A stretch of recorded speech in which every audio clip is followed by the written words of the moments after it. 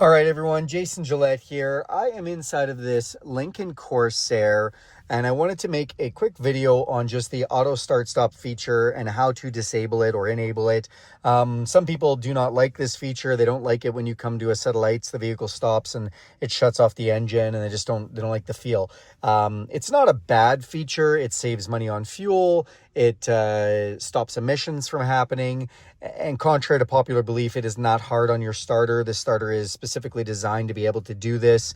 And Lincoln and Ford and other manufacturers have been doing it for years. So again, don't hate the player. It's just the message I'm sending you, whether you like it or don't like it.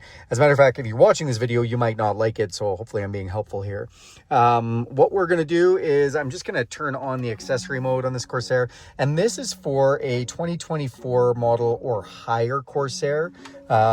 Vehicle just beeping at me, don't worry about that. So this is I happen to be in a 2025, but it's the new model year was 2024 for this redesign on where you'd find this feature. And all we're going to do is right here is the auto start stop, and if you press this button, it says off, and in that display it says auto start stop deactivated, and then if I press it again, it's going to be reactivated.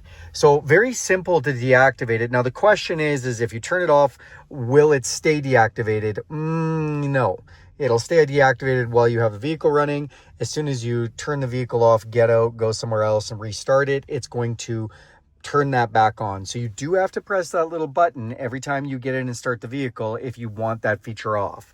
Now, if you live in a cold weather climate or a really hot climate and you're using like your AC seats, your heated steering wheel, or all the climate control is on, it's probably not going to shut off the engine anyways because it needs the motor to keep all those systems going.